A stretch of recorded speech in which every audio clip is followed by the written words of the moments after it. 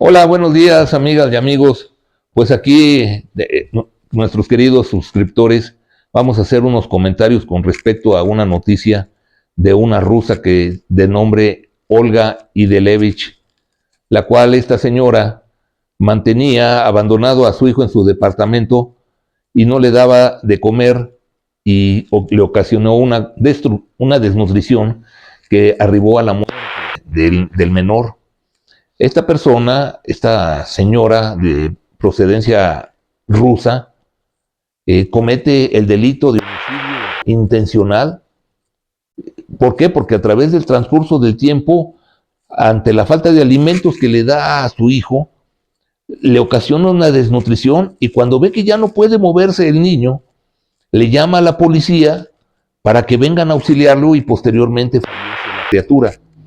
Esta persona, aunque si bien es cierto es extranjera, está cometiendo el delito de homicidio en agravio de su infante y es un homicidio calificado por la relación del parentesco.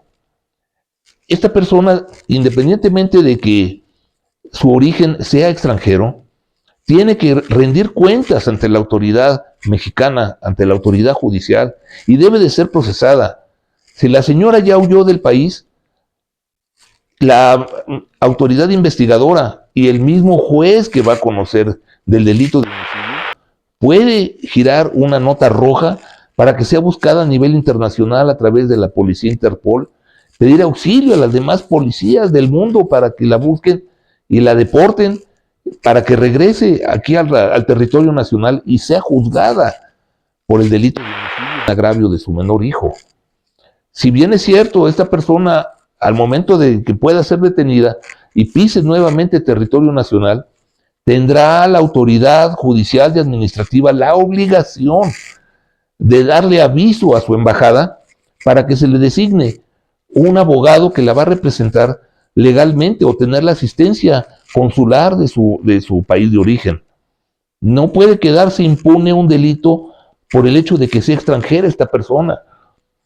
Máxime que la relación del parentesco, por razón de la edad de la criatura, existe una desventaja en cuanto a que el menor no estaba en la capacidad ni legal ni natural de poder defenderse en contra de la agresión de su madre, de ocasionarle una desnutrición que lo arriba a la muerte.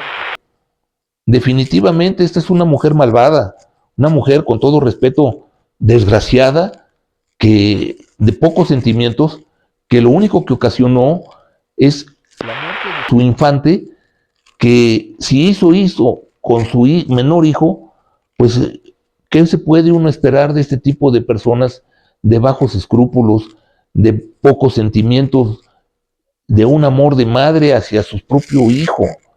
Esta persona, para mi punto de vista, es una persona que está mal psicológicamente, es una persona que puede estar inclusive sujeta a un tratamiento psiquiátrico por la forma tan gandalla, tan abusiva que está cometiendo esos actos criminales en contra de su menor hijo. No puede ser una persona normal que atente contra la vida de su propio hijo. Definitivamente, esta persona debe de regresar a la República Mexicana para que sea juzgada, oída y vencida en juicio y se le recluya en el reclusorio por un delito que merece prisión oficiosa. Dada la gravedad, reitero, por la relación del parentesco, existe ese agravante del abuso que comete esta señora en contra de su menor hijo. Si bien es cierto, actualmente se habla de un juicio que por perspectiva de género le puede favorecer a la mujer, también es cierto que eso no le excluye ni le exime de la responsabilidad legal que puede tener por los hechos delictuosos que ha cometido en territorio nacional. Porque aunque sea extranjera o su hijo haya nacido en el extranjero, el hecho de estar en el territorio nacional, el delito se cometió aquí y aquí debe de ser juzgada esta señora conforme a las leyes nacionales aplicables al caso concreto.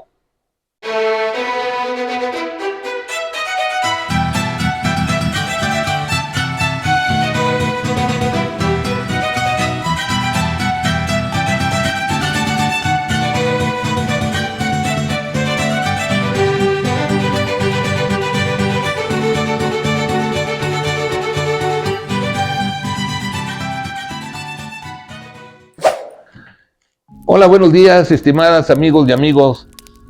Pues aquí nuevamente, con el gusto de saludarlos, vamos a tocar nuevamente un tema con respecto a extranjeros que llegan a residir a la República Mexicana. Hay que tomar en consideración que existe un artículo 33 en la Constitución de los Estados Unidos Mexicanos sobre los extranjeros que son perniciosos. En este caso llegó a la redacción una nota de una persona colombiana y cubana que son extorsionadores que prestaban dinero a intereses inalcanzables y que, derivado de esa extorsión, de ese cobro indebido, aplicando lo que es el anatocismo, amenazaban a las personas que les daban el dinero para que nunca pudieran acabar de pagar sus deudas. Definitivamente es una extorsión. Estas personas ya fueron detenidas por elementos de la Fiscalía de la Ciudad de México. Están en proceso de consignación ante el juez penal, ante el juez de control. Estos individuos definitivamente tienen que ser juzgados dentro de los tribunales competentes de la Ciudad de México, porque aquí fue donde se cometió el delito. Es de verse por qué el colombiano y esta mujer cubana que extorsionan, si vienen a buscar oportunidades de un modo de vida aquí en la República Mexicana, ¿por qué su afán de delinquir o de volverse delincuentes en agravio de la sociedad mexicana? Estas personas, independientemente de que deben de ser juzgados, una vez que compurguen su pena por el delito de extorsión que les aplicará el juez de control, el juez de proceso, definitivamente la autoridad administrativa del Instituto Nacional de Migración debería de aplicar el artículo 33 de la Constitución para que estas personas sean deportadas a sus lugares de origen. Si bien es cierto, también estas personas, al momento de ser detenidas, forzosamente la autoridad judicial y administrativa debe de notificárseles a sus respectivas embajadas para que éstas les den la asistencia legal o de cualquier naturaleza que requieran por ser extranjeros. Entonces, ya una vez que están debidamente notificados, las embajadas sobre el proceso que se les está imputando en su contra, ya serán sujetas entonces a la disposición del juez penal para que sean juzgadas, oídas y vencidas en el juicio. Es importante también hacer mención que las personas extranjeras, no por el simple hecho de que no sean nacionales, puedan quedar eximidas de su responsabilidad penal ante las autoridades judiciales. Deben de ser juzgadas ante las autoridades que corresponden aquí en la República Mexicana y posteriormente deben de ser deportadas. Muchas veces estas deportaciones no se llevan a cabo por arreglos entre las mismas autoridades administrativas con los presuntos delincuentes extranjeros. En estos casos, yo soy de la idea que deben de ser deportados. Si bien es cierto, por el hecho de que son extranjeros, no debe de ser sus derechos humanos, de que deban de ser asistidos por sus embajadas, de que deban tener un abogado defensor que les asista en todo momento. Pero también es muy cierto que estas personas, abusando de su estado, de su estatus social, del modo en que ingresan a la República Mexicana, pensarán que no van a ser nunca detenidos ni van a ser juzgados en un juicio por los delitos cometidos. Sin embargo, estas personas deben de responder ante los juzgados previamente establecidos en la República Mexicana, que en este caso es en la Ciudad de México, que es donde se cometieron estos delitos. No dejemos de tomar en consideración que muchos extranjeros, como los que estoy mencionando, forman bandas delincuenciales de alta peligrosidad y que a través de su ejercicio delincuencial ocasionan severos daños a la sociedad y que no quedan impunes por el hecho de que sean extranjeros. Nuevamente nos llega otro caso de una persona extranjera. Aparentemente dice ser el dueño de un restaurante que se llama Fenotti, de nombre Armin Brandel, quien con su pareja es detenido por elementos de la Policía Municipal de San Andrés Cholula por agredir y amenazar a una mujer. Hacemos este reiteramiento de que los extranjeros, no sé si su situación de sentirse superiores a la ciudadanía mexicana o por el hecho de que son extranjeros puedan volverse personas intocables. Definitivamente no. Toda persona que esté dentro del territorio nacional, sea extranjero, sea nacional, si comete algún delito o comete alguna falta administrativa, debe de ser sancionado. En este caso, el video que nos hacen favor de mandarnos, se aprecia que esta persona, este extranjero de nacionalidad danesa, ya lo llevan esposado. No refiere en el video que nos mandan si hubo una agresión física o nada más fue una agresión de palabra. Hay que distinguir muy bien entre el derecho penal y el derecho administrativo.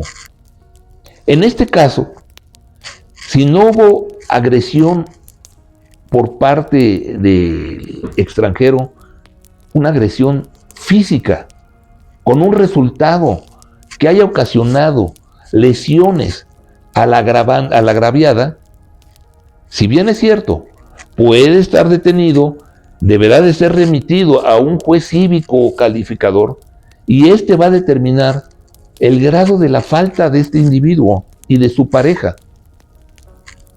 Como no tenemos elementos para decir que hubo un resultado en materia penal, porque el derecho penal es de resultados, no nos refiere si hubo amenazas que pudieran encuadrarse a algún tipo penal, ni hay lesiones. Entonces, ¿qué va a suceder?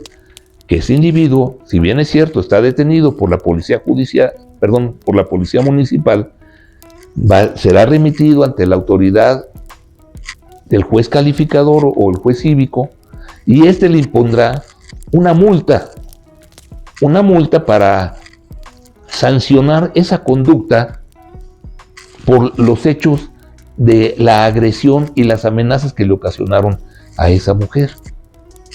Hecho que sea lo anterior, inmediatamente deben de ser puestos en libertad, porque si estuvieran sujetos a un proceso penal, se debe de dar intervención a su embajada de donde proviene esa persona extranjera.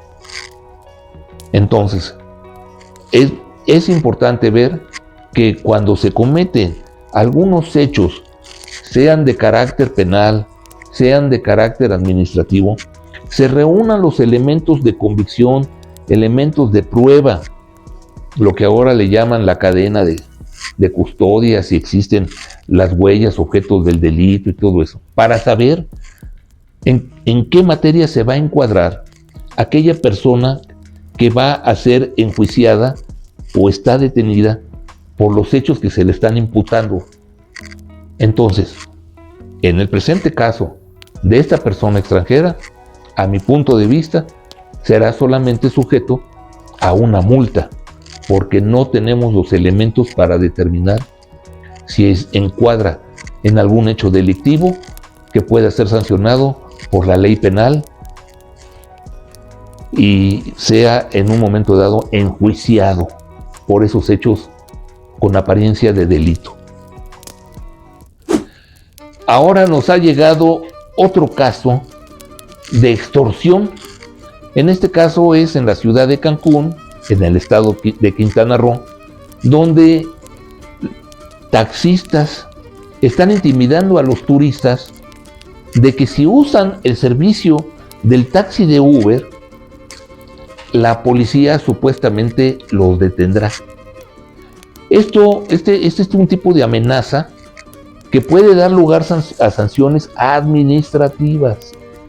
Mientras esa intimidación no llegue a una agresión física,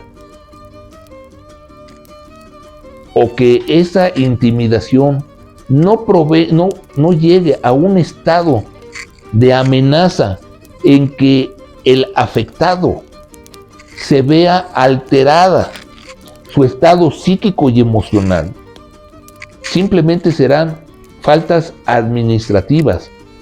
Si bien es cierto, cualquier ciudadano tiene el libre derecho de escoger con quién hace el servicio del taxi, sea un taxista local o sea un servicio de Uber. No se le puede obligar a persona alguna a que use determinado servicio.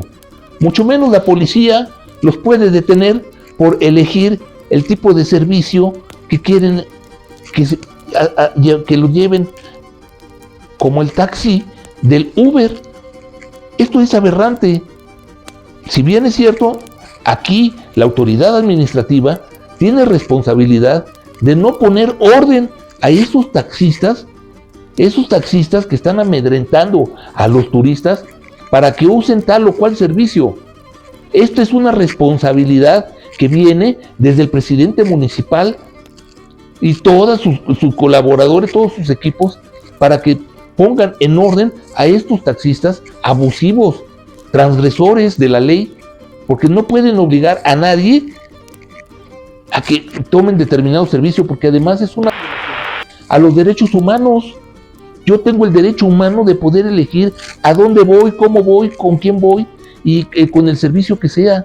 Yo no le tengo que dar cuenta a ningún taxista de que porque si no le gusta, que porque tomo el Uber, me amenaza con que me va a llevar a la policía. Es más, la policía debería de poner en orden a esos intimidadores. ¿Por qué? Porque están ocasionando una alteración al estado social. No pueden obligar a nadie a que use tal o cual determinado servicio. En este caso, estas personas, los taxistas que están intimidando a los turistas, deberían de ser sujetos a sanciones administrativas, y si ocasionan alguna amenaza que reitero, llegue a alguna alteración psicológica o psíquica del afectado, entonces ahí sí ya serían sujetos hasta de un proceso penal en su contra.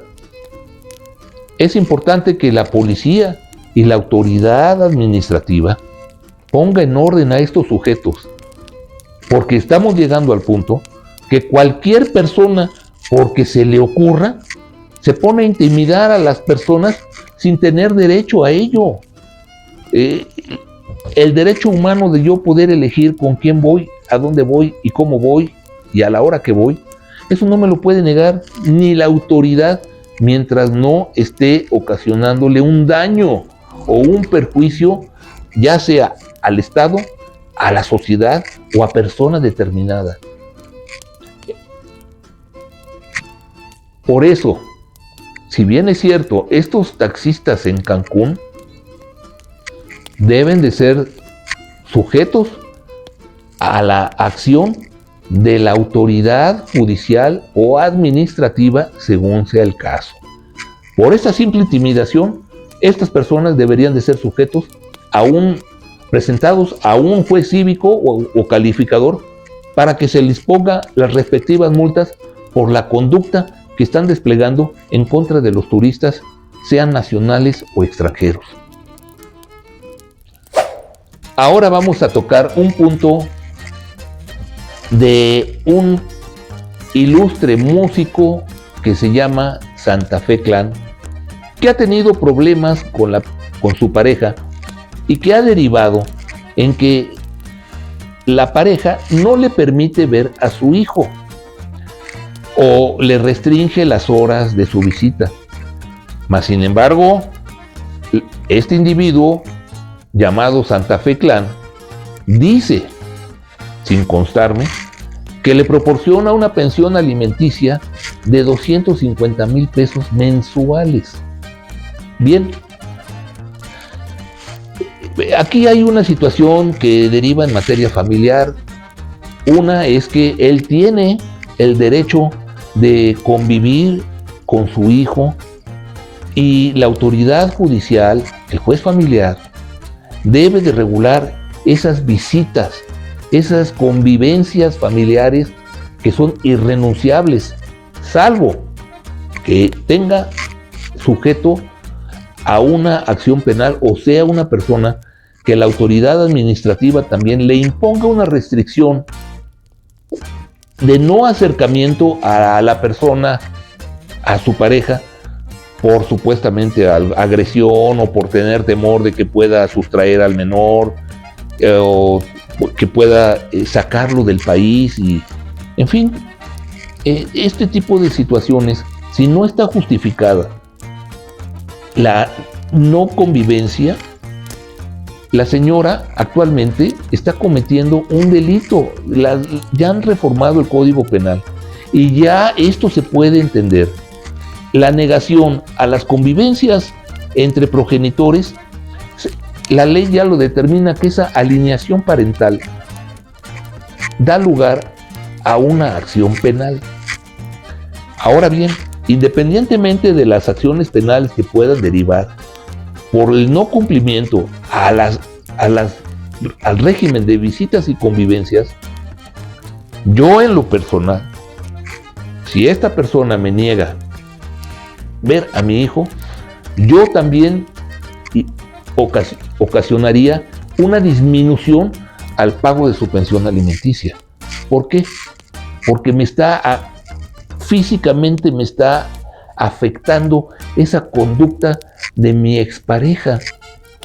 No es posible que pueda yo seguirle otorgando una pensión alimenticia estratosférica, como en este caso de 250,000 pesos mensuales, y no pueda tener derecho a ver a su hijo. Muchas veces esto pasa que en las redes sociales no se habla con toda la verdad.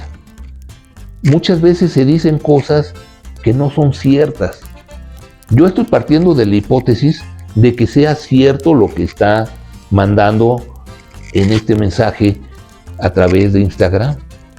Pero también, si fuera verdad todo esto, yo, como su abogado del parte del Santa Fe, yo recurriría al juez de lo familiar,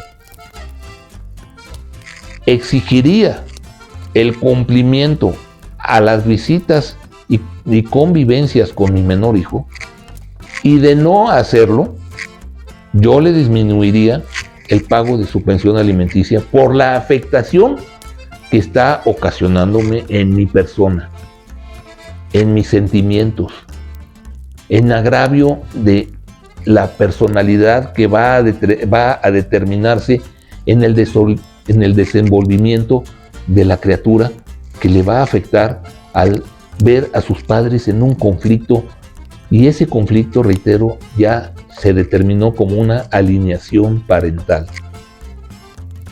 No debe de ser como una venganza, porque se presta mucho que la madre de los hijos, en una forma de venganza, impide que tengan el convivio con su padre, con el progenitor.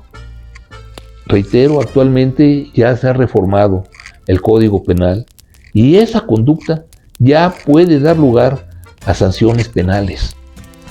También el juez de lo familiar puede multar y puede sancionar a la pareja que no cumpla con ese régimen de visitas y de convivencia.